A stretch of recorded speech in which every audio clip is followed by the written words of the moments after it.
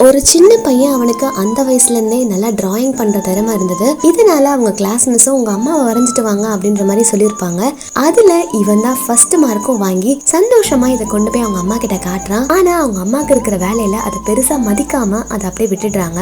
இதனால அவன் ரொம்பவே ஃபீல் பண்றான். யாராவது கேக் வெட்டினாங்கன்னா இந்த மாதிரி ஒரு வாட்டி கூட நம்ம கேக் வெட்டலையே அப்படின்ற மாதிரிலாம் ஃபீல் பண்ணிருக்கான். இது எல்லாத்துக்குமே அவங்களோட வறுமை தான் காரணமா இருக்கு. இருந்தாலுமே அவங்க அம்மா வேலை செஞ்சுட்டு கொஞ்சம் கொஞ்சமா தன்னோட பையனுக்கு பணம் சேர்த்துட்டு இருக்காங்க. இந்த பையனும் பெருசா வளர்ந்த பிறகு ஒரு கடையில உட்காந்து வரைஞ்சிட்டு இருக்கான். அந்த நேரத்துல இந்த பையனோட அம்மாவும் வந்து வீட்டுல ஹோம்ஒர்க் பண்ணாம இங்க என்னடா பண்ணிட்டு இருக்க அப்படின்ற மாதிரி திட்டுறாங்க. அந்த இடத்துலயும் கோச்சிட்டு போன இவன் வீட்டுக்கு போய் தன்னோட அம்மா கிட்ட, அம்மா எனக்கு கம்ப்யூட்டர் வாங்கித்தாங்க, நான் வேற எதுவுமே கேட்க மாட்டேன் அப்படின்ற மாதிரி கேக்குறான். உடனே அவங்க அம்மாவும், இப்ப நம்ம கம்ப்யூட்டர் வாங்குற அளவுக்கு வசதியா இல்ல, அதனால இப்போதைக்கு என்னால உனக்கு கம்ப்யூட்டர் வாங்கி தர முடியாது அப்படின்ற மாதிரி சொல்லிடுறாங்க. இதனால டென்ஷனான அந்த பையனும், நீங்க உங்களுக்காக மட்டும் தான் வாழ்றீங்க, எப்படியோ நீங்க உங்களுக்காக சந்தோஷமா வாழ்ந்துக்கோங்க அப்படின்ற மாதிரி அவங்க அம்மா கிட்ட சண்டை போட்டுட்டு வெளியே வந்துடுறான். தன்னோட ஃப்ரெண்டு கிட்ட ஒரு லேப்டாப்லாம் வாங்கி அதுல டிஷர்ட் டிசைன்லாம் பண்ணி கொஞ்சம் கொஞ்சமா ஏர்ன் பண்ணவும் ஆரம்பிக்கிறான். இந்த சமயத்துல அவனுக்கு ஒரு ஃபோன் காலும் வருது. அதாவது, தம்பி உன்னோட அம்மா இறந்துட்டாங்கப்பா அப்படின்ற மாதிரி.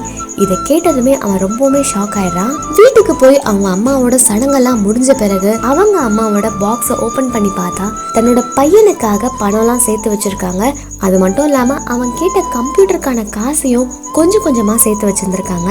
இவ்வளோ கஷ்டப்பட்ட அம்மாவை தான் புரிஞ்சிக்கவே இல்லையே, அது மட்டும் இல்லாம அவங்கள கடுமையான வார்த்தையால பேசிட்டோமே அப்படின்னு சொல்லி, அவங்க இறந்த பிறகு இப்படி பண்ணிட்டோமே அப்படின்னு சொல்லி ரொம்பவுமே ஃபீல் பண்ணி அழறான்.